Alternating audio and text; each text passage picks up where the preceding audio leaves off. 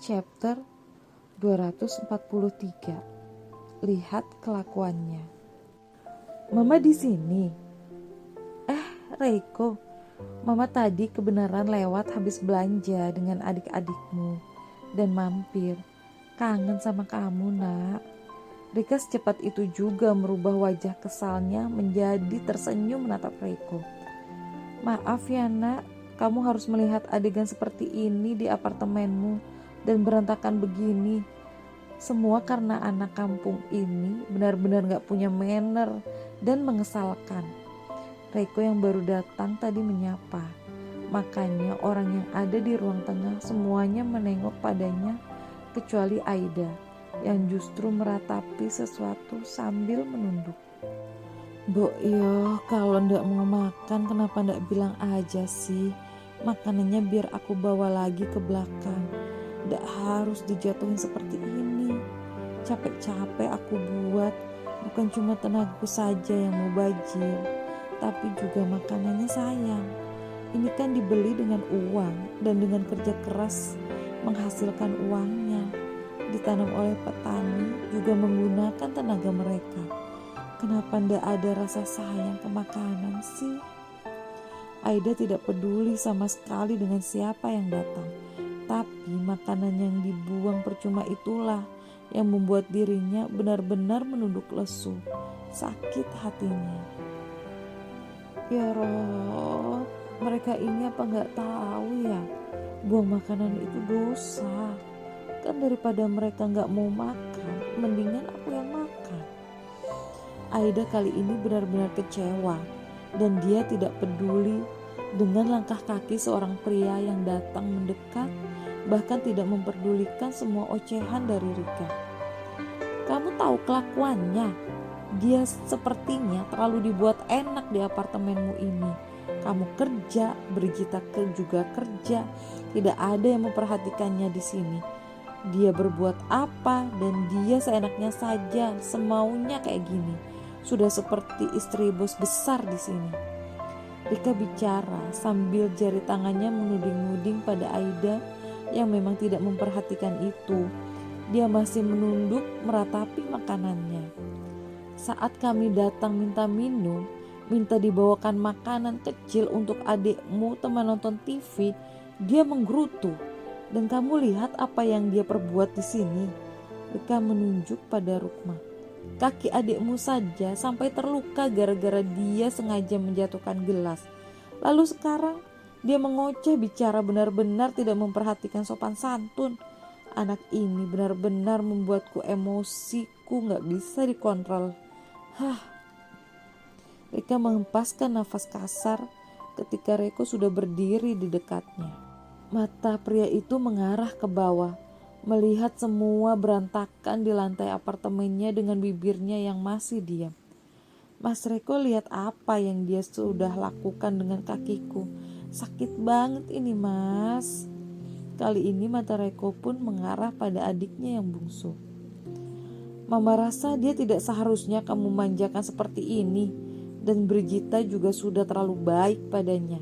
Kalian berdua sudah terlalu baik, jadinya dia ngelunjak. Reiko masih belum bicara. Dia masih diam dan tanpa ekspresi, membuat Rika dan yang lainnya berpikir apa sebenarnya yang ada di dalam benak Reiko, sehingga dia belum melakukan apapun untuk menghukum Aida. Reiko, sampai akhirnya Rika memanggilnya, membuat mata mereka bertautan. Iya mah, ini apartemenku. Mama tenang aja, biar aku urus, ucap Reiko. Lalu dia mengarahkan pandangan matanya pada seseorang yang berdiri masih menatap lesu pada makanan yang sudah tumpah berceceran di lantai. Aida belum melangkah kemanapun. Perasaan kesalnya sudah complicated. Ini membuat dirinya memang sudah tidak peduli lagi. Paling dia juga marah-marah padaku. Semuanya itu aku yang salah.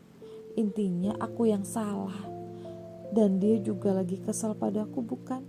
Tadi pagi aku marah-marah padanya. Jadi pas banget sekarang dia pulang kerja, dia melihat berantakan macam ini. Ya jelas aja dia pasti akan ngomel. Aida berbisik seperti ini dan dia juga tidak memperhatikan. Memang pakaian Reiko yang memang bukan pakaian kerja itu. Tak sama sekali Aida kepikiran ke sana karena fokusnya hanya pada makanannya. Ai, masuk ke dalam kamarmu. Tapi itulah yang didengar oleh telinganya yang membuat Aida mengarahkan mata pada orang yang menatapnya juga. Masuk kamarmu dan jangan keluar. Suara itu tegas, pandangan matanya juga tegas, tak ada senyum, entah apa yang ada di dalam benak Reiko. Tapi itulah yang diperintahkannya kepada Aida. Tunggu apa lagi? Aku suruh kamu masuk kamarmu sekarang juga. Iya pak. Akhirnya Aida pun merespon.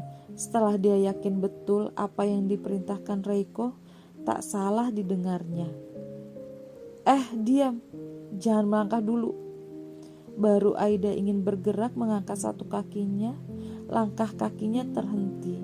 Aida tak jadi mengangkatnya dan kembali memindai Reiko. Menunduk dan perhatikan langkahmu, kemana kamu melangkah.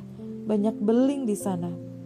Aida tidak terfokus ke pecahan keramik dan beling gelas memang. Hanya kefokus pada makanannya saja. Berhenti, jangan bergerak. Lagi-lagi Aida mau melangkah dan Reiko sudah mengomelinya lagi. Diam di sana, serunya kemudian sambil berjalan mendekat agak cepat. Apa-apaan dia menggendongnya. Rika yang melihat itu tentu saja kesal. Ketika Reiko sudah ada di dekat Aida, dia malah membuka tangannya meraih pinggang Aida dan mengangkatnya dalam posisi vertikal. Begitu mudah Reiko melakukannya, karena memang wanita itu tak berat dibandingkan ukuran tubuhnya dan sebuah pemandangan yang tak disukai Rika. Banyak beling, nanti kamu menyusahkanku lagi kalau kena beling, ucap Reiko sambil mengangkat Aida. Nah, udah aman. Sana masuk kamarmu dan jangan keluar lagi sebelum aku menyuruhmu keluar. Kunci kamarmu. Ya, Reiko membuat 3 pasang mata itu terbelalak melihat apa yang dilakukannya.